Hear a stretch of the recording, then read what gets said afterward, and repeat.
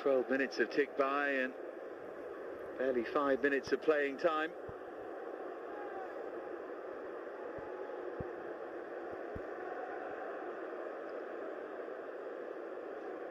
That will be a tactical shift as well from what Postecoglou had intended.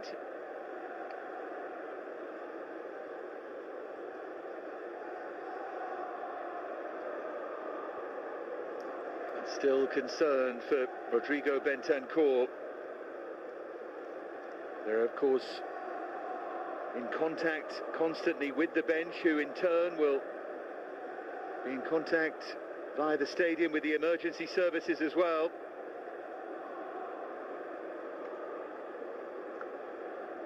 Concern from his teammates and from everyone really. Yeah, I remember doing the game at Bournemouth and Luton. Tom Lockyer went down. I mean, it's horrible. It's a horrible thought, isn't it? Just, you know, there's pure silence around the stadium, obviously. Everyone's anxious and just praying everything's okay. It's nothing worse.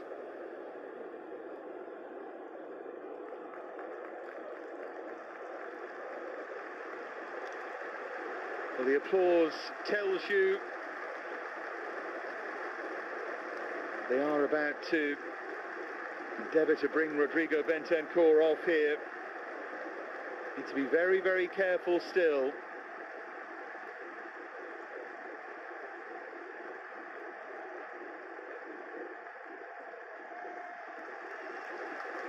And nothing but generous applause, as should be the case. The Liverpool fans as well. Nobody at all wants to see this.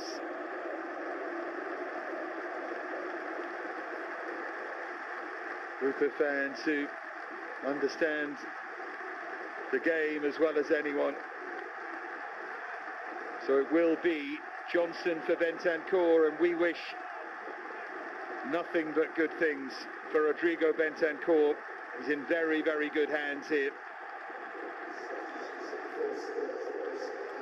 It's not nice to see, is it? And let's give credit to medical staff and team. Absolutely brilliant once again. And the fans, you said, it's one of them where no one wants to see anything like that. It's a game of football.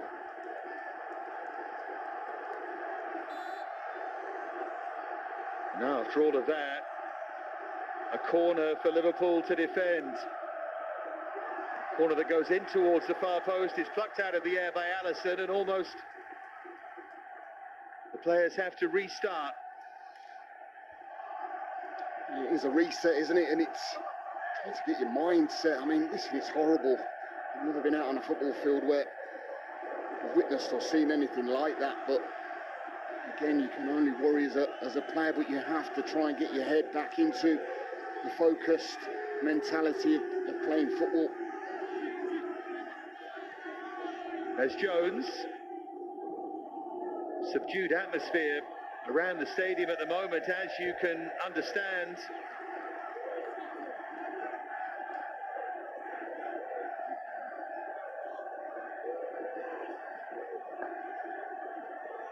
Kinski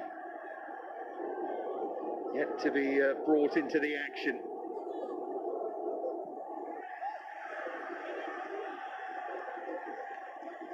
Big call that from Postecoglou. Must have great faith in their new arrival. Opens up in front of him here, and Salah was nearly on the end of that. Now this is Mo Salah. Spencer's got a big job on his hands this evening. Mo Salah, absolute handful, isn't he? Relentless this season. Goal contribution, absolutely phenomenal. 21 goals in all competitions this season. Scored in 7 of the last 8 games. He's got a great record against Spurs over the years as well. 14 in 21 against them before tonight. Yeah, it's crazy. Then you add his assists for the season. I mean, 17 assists. I mean, it's remarkable. It really is. And you know, there's the big talk of whether he's actually going to stay at Liverpool or is he going to go. That would be a big void to fill, wouldn't it? You know, you think of his contribution season after season. His numbers have been outstanding.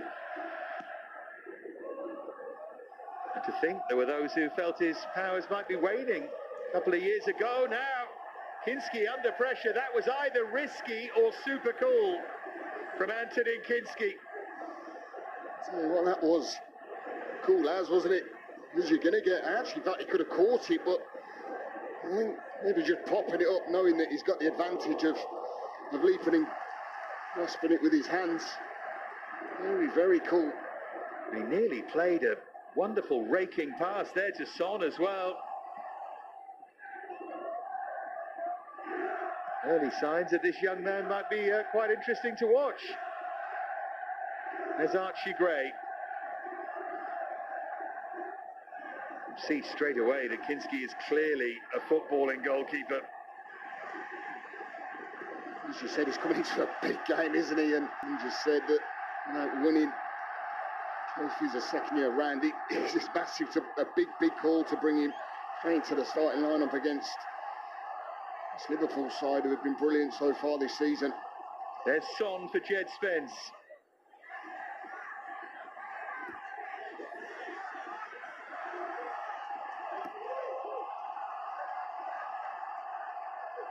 Now Gray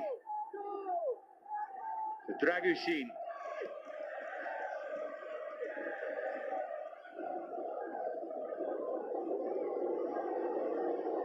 Look at Kinski's positioning again. He's almost a third centre half at the moment. A rare miscue from Son, though. It's an interesting one, isn't it, with Kinski, as you said, you know, I mean, how high up the pitch he's playing. That Spurs can play that high line as well. Is that it's almost the backdrop sweeper, isn't he, where he's just sitting in and looks like he's capable of picking passes out. He's good with the ball at his feet. Because he looks really assured. Nice balance when he's in possession. I know all goalkeepers think they can play, but he's one who looks like he can really play, be useful in the five-a-sides.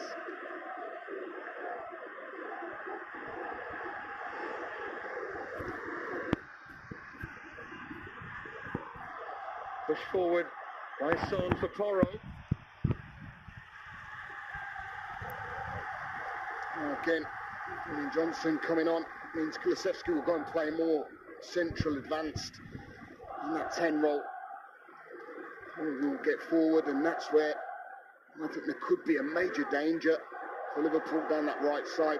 Spurs win it back again. Liverpool for the fourth time in the game already.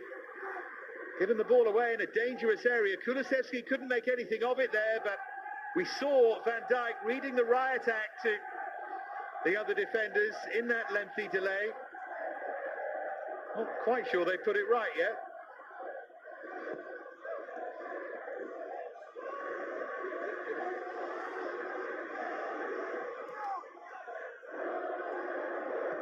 There's Kinski again, a bit overconfident that time.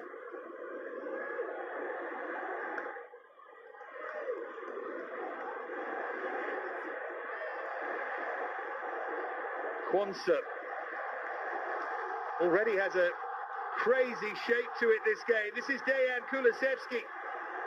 Spurs 4 against 3, appeals for a handball. And then forward by Bissouma. This is Son. And Son to drive it. Allison smuggles it behind. The Spurs have been the better side, haven't they, in these opening stages? I know we've had that little delay, but this is brilliant.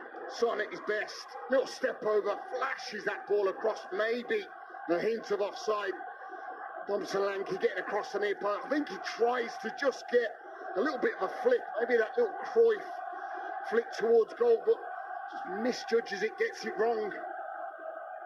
I just felt even the attack beforehand where they went on the counter, Kulusevski, it's a brilliant run from Brennan Johnson. I know there was a big call of handball, maybe just a little slide pass as he's bursting to try and expose the vulnerable back line of Liverpool because they're so far forward.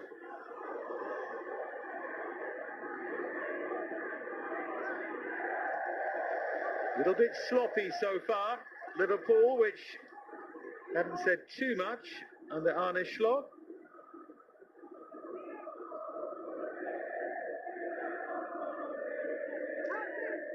Spence with the throw.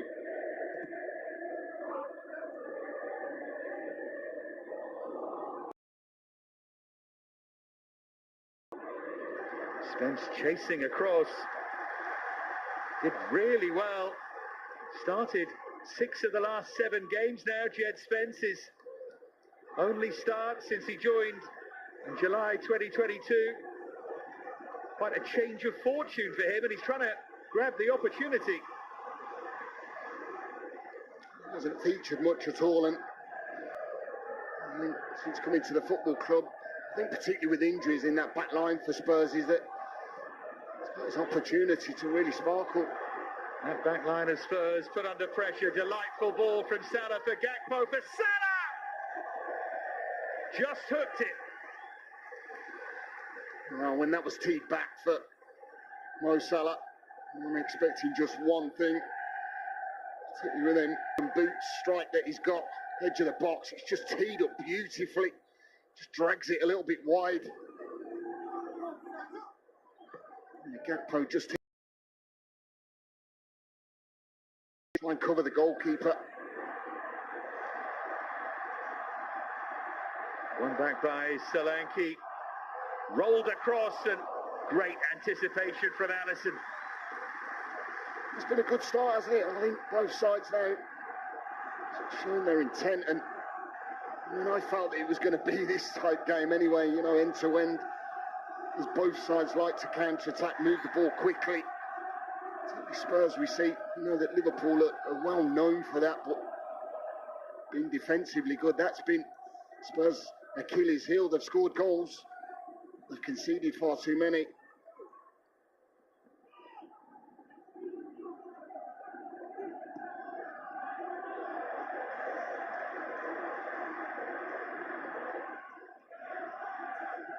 Anyone who watched that remarkable game just before Christmas would have expected goals from tonight. If you are just joining us and you're surprised that it's 0-0, approaching 25 minutes, it's not really approaching 25 minutes. We had a long delay. Here's Salah.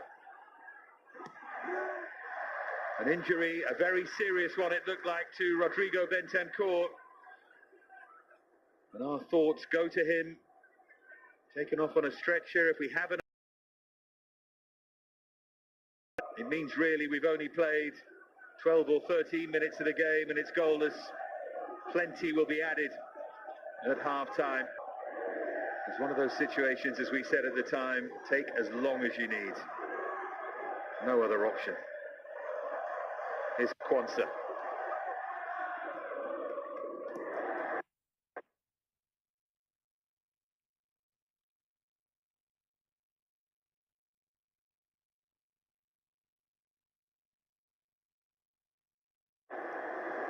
Spence likes to play on the front foot, Jed Spence.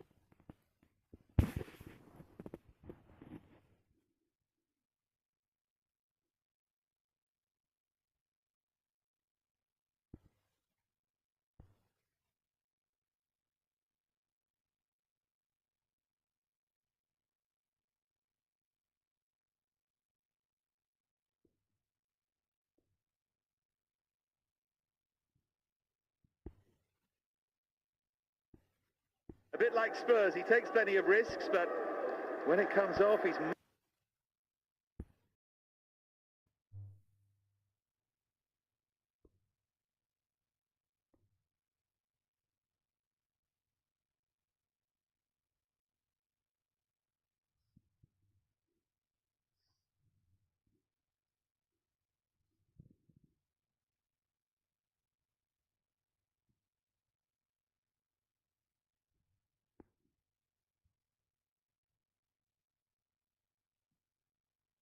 vitally effective.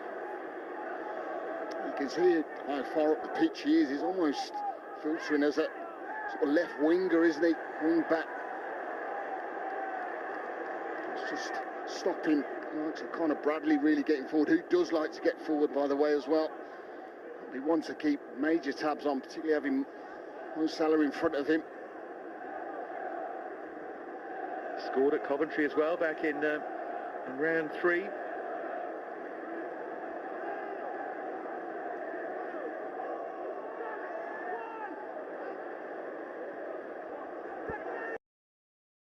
Great.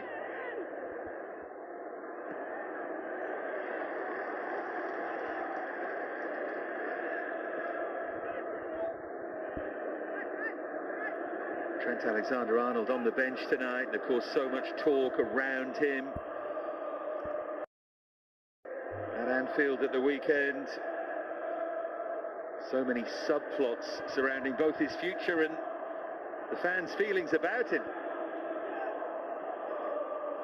I think the sooner that's resolved, or they know what the situation is. I know the contract offer's been there, and if he rejected, it's one of them. The fans will start getting frustrated, won't they? Particularly if performances are not there as well.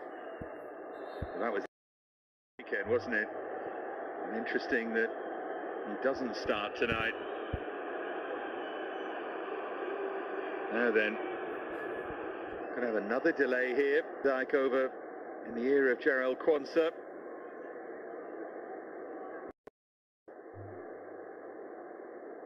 This time, Liverpool medical team coming out onto the pitch. A stop-start night, and maybe some early for him at Kanate. We'll wait and see about that. This looks like maybe an arm or a chest, doesn't it?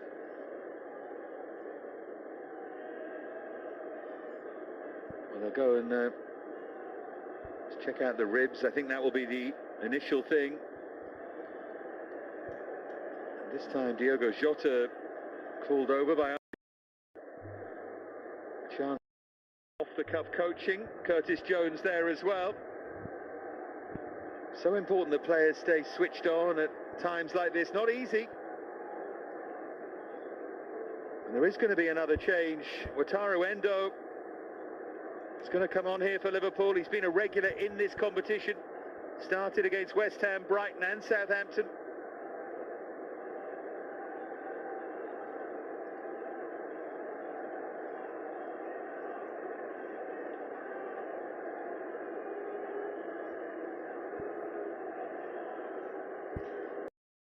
Half roll, didn't he? Southampton, where I think at times he went and joined in sort of midfield area, but